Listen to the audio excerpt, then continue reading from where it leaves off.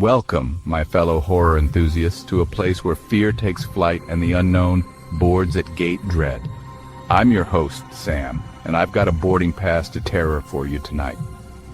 We're about to explore the unsettling world of deserted airports, places where the usual bustle of travel turns eerily silent, where shadows seem to whisper, and where you might just find yourself face to face with something truly terrifying. Tonight, we have 3 spine-tingling stories of encounters in these desolate landscapes, tales of phantom passengers, ghostly figures, and sinister groups lurking within vacant terminals. So, make sure your tray tables are up, your seats are in their full upright position, and fasten your seatbelts because this flight goes straight into the heart of darkness. If you dare to continue this journey into fear, hit that like button, subscribe to the channel, and ring the bell so you don't miss a single chilling tale. Trust me, you wouldn't want to miss your connection to terror. Picture this. A young woman, Sarah, finds herself stranded in a sprawling yet desolate airport terminal. Her flight's been delayed, the storm outside rages, and the once bustling airport is now a ghost town. The echoing silence is broken only by the occasional crackle of the PA system and the howling wind outside. She wanders through the deserted corridors, the only soul seemingly left in this vast, lonely space. Each gate is empty, each shop shuttered, the air thick with an unsettling stillness. Suddenly in the distance, she hears the distinct clatter of footsteps echoing down the polished floor. Relief washes over her. Another soul in this desolate space. Maybe someone who can tell her what's going on.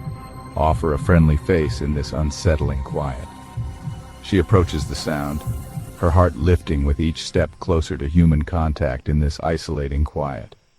As she rounds a corner, her eyes meet not with another traveler, but a figure so unsettling, so out of place, that her blood runs cold.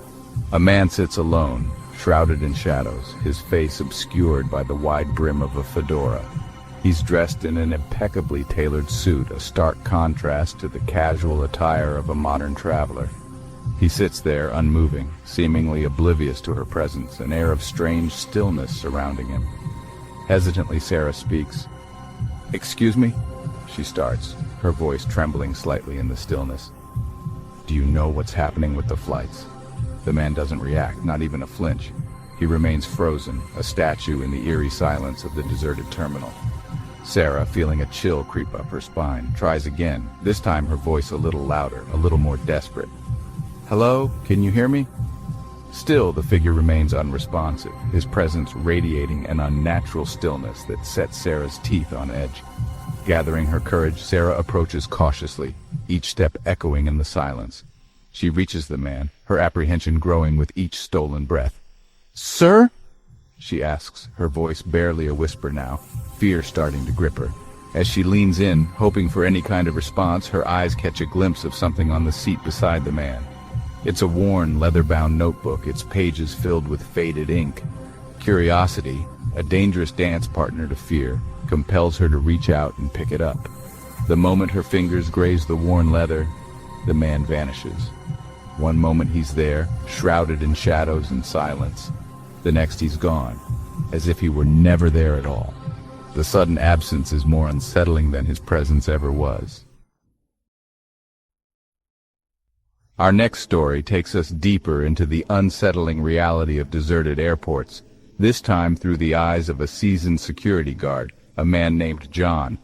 John, a man who had seen it all during his years patrolling the empty terminals at night, always considered himself immune to spooky tales. He scoffed at ghost stories, dismissing them as childish fantasies. That is, until one fateful night shift changed everything. It was another routine night at the sprawling city airport. The last flight had departed hours ago, leaving John alone in his dimly lit security office. Outside, the only sounds were the distant hum of vending machines and the intermittent crackle of the intercom. The monotony of the night was broken only by the flickering images on his security monitors. John would methodically scan through the cameras, his eyes sweeping over empty check-in counters, deserted baggage carousels, and the long, echoing corridors void of life. As John lazily switched between camera feeds, his eyes caught something unusual on one of the monitors. It was a grainy image of a shadowy figure moving across the concourse of Gate 13, a gate that had been closed off for years, its entrance hidden behind boarded-up walls and chains. John sat up straight, his years of experience telling him something wasn't right. He zoomed in on the figure, his heart pounding in his chest. It appeared to be a tall, gaunt silhouette, its edges blurring in and out of focus. It moved slowly, almost gliding across the floor. He rewound the footage and played it back, this time focusing intently. The figure was still there, moving with an unnatural fluidity that sent a shiver down his spine. John rubbed his eyes, trying to dismiss it as a trick of the light or a smudge on the camera lens. But deep down, a knot of unease began to form in his stomach. He accessed other cameras, trying to get a different angle on Gate 13. To his surprise, the other cameras, usually offering a panoramic view of the concourse, were black, their feeds dead. The only working camera was the one that had initially caught the ghostly figure. John, his curiosity now battling with a growing sense of dread, decided to investigate. He grabbed his heavy flashlight, its cold metal reassuring in his hand, and headed towards Gate 13, his footsteps echoing in the silence. The air grew colder as he approached the sealed-off gate. The once bright fluorescent lights flickered ominously, casting long, dancing shadows that twisted familiar shapes into something sinister. The air felt heavy, thick with a palpable sense of unseen eyes watching his every move. He reached the barricaded entrance to Gate 13, the air thick with dust and the smell of decay. The chains that held the boards in place rattled slightly, as if disturbed by an unseen hand.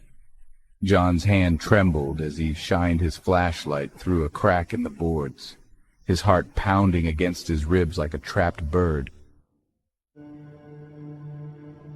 Our final tale takes a turn towards the chilling reality of facing fears head-on. A group of friends, fueled by youthful bravado, decide to explore a legendary abandoned airport.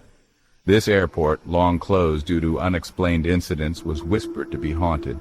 The group consisted of 4 friends: Mark, the skeptical leader; Emily, the voice of reason; Chris, the jokester trying to mask his fear; and Jessica, the adventurous one who had the brilliant idea to explore the airport. Armed with flashlights, they arrived at the deserted airport as the sun began its descent. The air was thick with the smell of decay, and a silence so profound it felt like a physical presence. Undeterred, Mark pried open one of the side doors, its rusted hinges groaning in protest, and they stepped inside, the outside light vanishing behind them. The air inside was stagnant, heavy with dust and the lingering scent of jet fuel. As they ventured deeper, their initial excitement gave way to an uneasy tension. Chris joked, "Anyone else feeling a little watched?" His attempt at humor was met with nervous laughter. They stumbled upon a child's teddy bear lying abandoned on the floor, its once bright fur now matted and gray. Suddenly, Jessica stopped short, her eyes widening in fear. She pointed to a wall at the end of the corridor. "Look!" Scrawled across the wall in what appeared to be dried blood was a single chilling message: "Turn back while you still can." The group stared at the message, their blood turning cold. A cold wind swept through the corridor, extinguishing several of their flashlights. Panic surged through the group as they fumbled to relight them. Standing at the end of the corridor was a group of figures, their eyes glowing with an unnatural light.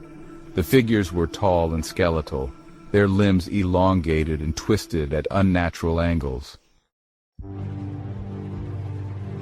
And there you have it, fearless viewers. 3 chilling tales from the desolate landscapes of deserted airports. Remember these stories the next time you find yourself in an empty terminal late at night. The silence may hold more than just delayed flights and canceled connections. It might just be whispering a terrifying truth meant only for those brave enough to listen. If you enjoyed these chilling encounters, don't forget to give this video a thumbs up and subscribe to the channel for more spine-tingling stories. And be sure to share your own scary airport experiences in the comments below. Your tale might just be the next boarding call on our journey into fear. Until next time, sleep tight. And remember, The most terrifying destinations are often just a layover on the flight to somewhere even darker.